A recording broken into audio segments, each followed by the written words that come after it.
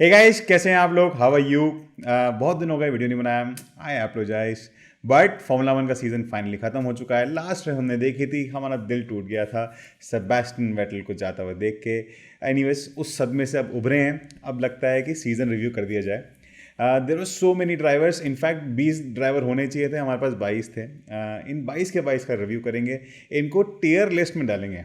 Anyways, without any further ado, let's start ranking the 2022 Formula 1 drivers here. तो सबसे पहले हम चालू करते हैं निकलस लतीफ़ी से। यार मैं आपको बता दूं, अगर 1 लाख लोग रैंक कर रहे होंगे ना, तो उनका फर्स्ट एंड लास्ट सेम ही होने वाला है इस सीज़न। क्या करें, परफॉर्मेंस ही इतनी कंसिस्टेंट थी दोनों लोगों की। निकलस लतीफ़ी ने जितनी भी ग्रैंड प्रीज में इस साल पार्ट लिया, भाई साहब कंसिस्टेंटली टेल एंड में ही रहे हैं, खाली एक ग्रैंड प्री छोड़ के और एक क्वालिफाइंग छोड़ के। सिल्वरस्टोन के अंदर उन्होंने पहला Q3 अपीयरेंस दिया एंड जापान के अंदर उन्होंने 2 पॉइंट्स कमाए, जिनसे उनके करियर का टोटल हो जाता है 9 पॉइंट्स। स्पेशली मोन्जा के अंदर उनके पास एक परफेक्ट अपॉर्चुनिटी थी कि वो एक टीम लीडर के इधर उभर के आए, बट अनफॉर्चुनेटली एक स्टैंड इन ड्राइवर ने उनको पिछाड़ दिया। निक डिवरीज 2 पॉइंट लेके गए और Nicholas लतीफ़ी 0। Anyways, let's continue to the next driver. Let's put Nicholas Latifi where Nicholas Latifi should be in his own category. क्या बात है, गोटीफी जी, आप जाएं गोटीफी कैटेगरी के अंदर। अब चलो एक गड्ढे से दूसरे गड्ढे की तरफ चलते हैं और मिक शूमाकर की बात करते हैं। मिक शूमाकर का ये सीज़न बहुत ही ज़्यादा चैलेंजिंग है, स्पेशली गुंटर स्टाइनर और जीन हास के लिए। भैया जीन हास ने अपनी कितनी एफडियां तोड़ दी मिक शूमाकर की गाड़ी रिपेयर करने के लिए। अगर इनके सीज़न के हाई की बात करें तो आई थिंक खाली एक ब्रिटिश ग्रांड प्री की याद आती है जब उन्होंने मैक्स वर्स्टैपन के साथ वो डुओ किया था।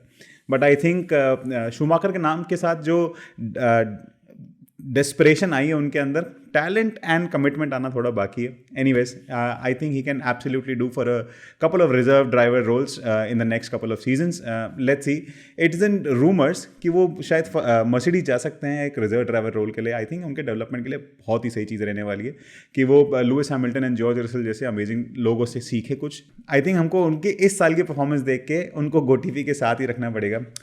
Next up I think let's keep Daniel Ricardo. Daniel रिकार्डो की पिछले 2 साल में परफॉर्मेंसेस उतनी ही खराब रही हैं जितने उनके करियर चॉइसेस रहे हैं। इनफैक्ट मैं यहाँ तक बोल सकता हूँ कि डैनियल रिकार्डो और मैकलेरन दोनों ही इक्वली हिस्सेदार है डैनियल रिकार्डो की एक फील्ड साइनिंग के लिए। दोनों को अच्छी तरह पता था कि गाड़ी किस तरह बनी हुई है एंड किस रेसिंग स्टाइल को कवर करेंगे। डैनियल रिकार्डो अपनी ड्राइविंग स्टाइल उसमें कर ही नहीं पाए, अपनी ड्राइविंग स्टाइल उस गाड़ी के अंदर ला ही नहीं पाए, जिसके कारण ये पूरा फियास्को हुआ है 2 साल का। एनीवेज, उनके पूरे सीजन का खाली 2 ही हाईलाइट पॉइंट थे। जब पहला उन्होंने सिंगापुर ग्रांड प्री के अंदर 5th पोजीशन हासिल करी and second Mexican grand pre के अंदर गुड टायर चॉइसेस के कारण 7th पोजीशन हासिल करी, जहां भी उन्होंने सोनोडा को टक्कर मार के गए थे। But anyways, let's not go in that. इसलिए मैं रखता हूँ डैनियल रिकार्डो को रियली बैड कैटेगरी के अंदर। Next up let's talk about lens stroll. कुछ लोगों को है ना बुरा बोलना बहुत आसान बन चुका है, स्पेशली बिकॉज अगर उनके पास डैडी का पैसा नहीं होता, उनके डैडी की बैकिंग नहीं होती, तो वो फॉर्मूला 1 के अंदर 6 साल नहीं बता पाते। But anyways, the highlight of his whole season was probably just an 8th position in Abu Dhabi grand prix and a 6th position in Singapore. But उसके अलावा ना, the thing that hurts me most is जो उन्होंने Vettel के साथ किया in the Brazilian grand prix. यार उस तरह के इंसिडेंट्स ना आपका ना नो फक्स गिवन एटीट्यूड दिखाते हैं, जो है ना मेरे को है ना थोड़ा क्रिंजी लगता है। Anyways, just for all these reasons, I'll keep him with Gotifi. Next up, let's talk about Yuki Tsunoda. अब देखो यूकी त्सुनोडा का जो परफॉर्मेंस था इस साल, वो पिछले साल के जैसा ही रहा। बस पिछले साल उन्होंने गालियाँ वालियाँ थोड़ी ज़्यादा बोली थी, इस बार वो थोड़ी कम बोली। I think he has matured as an individual till now, but I think as a driver he needs to improve more. अगर अपन उनके पूरे ईयर के अंदर देखें तो 6 बार उन्होंने गाड़ी DNF करी। ठीक है, अल्फा टावर की गाड़ी भी कोई ज़्यादा शानदार नहीं थी। They finished 9th in the standing. But I still can't believe Red Bull giving an underperforming driver a 3rd chance. That's quite un-Red Bull-like. Because हमने देखा है कि टोरो रोसो या अब अल्फा टॉरी से जो ड्राइवर्स निकले हैं वो किसी बहुत ही अच्छी जगह पहुंच चुके हैं। May it be Sebastian Vettel, may it be Max Verstappen, may it be Carlos Sainz, and more examples that we know of. But I think Yuki Tsunoda's position is not well deserved in 2023. But still, if he's got it, I think he needs to outperform Nick De Vries next year so that he can still stay in Formula 1 for the years to come. But I think it's easier said than done. Hence, for all these reasons, I'll keep him in the really bad category. अगली बात करते हैं Pierre Gasly की। Pierre Gasly is the absolute underdog of formula 1, specially after the half year of 2019 run in Red Bull. But इस साल जो उनका performance रहा है वो काफ़ी डिसअपॉइंटिंग रहा है। वैसे तो उनके पास जो गाड़ी थी अल्फा टावरी वाली वो भी काफ़ी डिसअपॉइंटिंग थी, गाड़ी के अंदर काफ़ी वेट था जिसके कारण गाड़ी अच्छी स्पीड नहीं पकड़ पाती थी, हैंस अच्छा क्वालिफाइंग और अच्छी रेस पेस नहीं ले पाती थी। उनके पूरे सीज़न का हाईलाइट पॉइंट था खाली अज़रबैजान ग्रांड प्री जिसके अंदर उन्होंने 10 पॉइंट्स उठाए।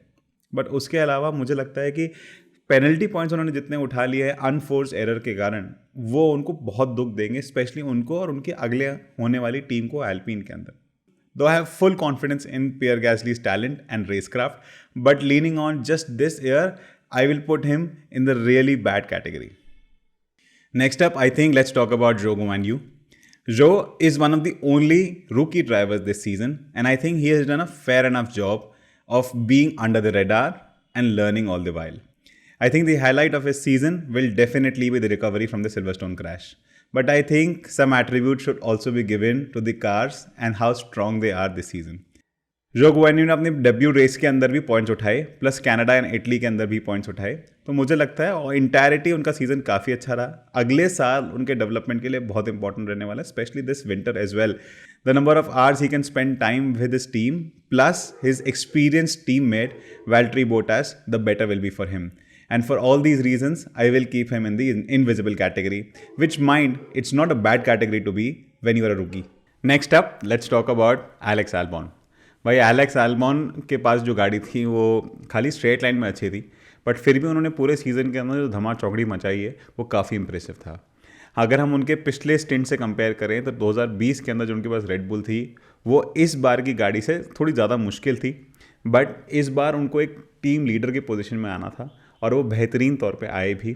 आप देखिए जब उनका ऑस्ट्रेलियन ग्रांड प्री वाला स्टिंट था, जब उन्होंने एक ही टायर पेनल्टीमेट लैप तक निकाल दिया और लास्ट लैप पे उन्होंने मैंडेटरी पिट स्टॉप लिया, finishing 10th, they took first points for Williams. It was an absolute pleasure to watch him and उन्होंने जिस तरह अपने टायर्स की केयर करी वो ब्रिलियंट था। प्लस उसके बाद बेल्जियम ग्रांड प्री के अंदर भी जब हमने देखा कि क्वालिफाइंग के अंदर वो Q3 पोजीशन पे आए, 9th पोजीशन से उन्होंने क्वालिफाइंग खत्म करी, grid position because of penalties के कारण उन्होंने 6 से चालू करा एंड ही एंडेड 10th। उन्होंने जिस तरह लोगों को DRS रेंज में आने से बचाया, अपनी गाड़ी को एकदम सही ट्रैक पे रखा, कर्ब्स पर नहीं आने दिया और टायर का ख्याल रखा। एंड आई थिंक अगर वो इस गाड़ी से इतनी पोटेंशियल दिखा सकते हैं तो अगर पैकेज इंप्रूव हो गया तो वो definitely lower point scoring position तो हर रेस के अंदर कंसिस्टेंसी ले आएंगे। Hence, for all these reasons, he is my first entrant into the potential category. Next up, let's talk about Valtteri Bottas. भाई Valtteri Bottas ने इस सीज़न के अंदर अपने आप को रीइन्वेंट किया है।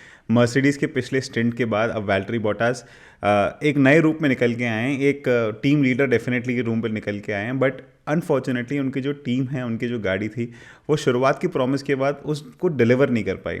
जो बाकी के लोग थे, जो बाकी के ड्राइवर्स एंड टीम्स थे उनके अराउंड, वो बहुत आगे निकल गई थी मिड सीज़न के अंदर। बहुत सीज़न के एंड के अंदर ऑस्ट्रियन ग्रांड प्री के पहले जो उनका पैकेज आया था उससे वो थोड़ा इंप्रूवमेंट दिखाया, but I think it was too late by then. But मुझे लगता है कि बोटास के पास एक बहुत ही इंपॉर्टेंट रोल है कि वो जो गुआन्यू को ट्रेन कर सकते हैं, उनको वर्ल्ड चैंपियन मटेरियल बना सकते हैं, जो अनफॉर्चुनेटली कीमी रैकनन, एंटोनियो जियोविनाज़की के साथ नहीं कर पाए इसी टीम के अंदर। वो आई बिलीव वाल्टरी बोटास अगले साल कर सकते हैं। अब क्योंकि वो अपने इंटायरिटी ऑफ द सीजन के अंदर हमको दिखे नहीं, hence for all these reasons I am keeping him in the invisible category. Next up let's talk about Kevin Magnussen. Kevin Magnussen को हास ने जब भी एक अच्छी गाड़ी दी है तब केविन मैग्नुसन ने एक अच्छे रिजल्ट में उसको कन्वर्ट भी किया है। सीजन के शुरुआत के अंदर हास की गाड़ी काफ़ी अच्छी थी, हेंस केविन मैग्नुसन ने बाहरीन ग्रांड प्री के अंदर 5th पोजीशन स्कोर करी और 10 पॉइंट्स कमाए टीम के लिए, which was very very crucial, जिसको गुंटर स्टाइनर वाइकिंग कमबैक भी बोलते हैं। सीज़न के मिड में कार के अंडर डेवलपमेंट के कारण टीम को काफ़ी नुकसान झेलना पड़ा, बट केविन मैग्नुसन के ब्राज़ील ग्रांड प्री के पोल ने हम सबके अंदर जोश भर दिया था। It was a fantastic occasion to see and underdog performing so well. उन्होंने टायर को एडवांटेज लिया, उन्होंने पोजीशन का एडवांटेज लिया और टीम ने स्ट्रैटेजी का एडवांटेज लिया जब उन्होंने केविन मैग्नुसन को सबसे पहले ट्रैक पर उतारा। Anyways, in the next season, I can definitely see Kevin Magnussen performing even better now that he's comfortable in the car of this season. So hence, I'm keeping Kevin Magnussen for all these reasons in the potential category. Guys, I think ये video already बहुत लंबा हो चुका है, hence इसको 2 part में करते हैं। आज अपन ने एक पार्ट कर लिया, कल अपन दूसरा पार्ट करते हैं। Please stay tune for the next drivers review. Until the next time, guys, please take care of yourself.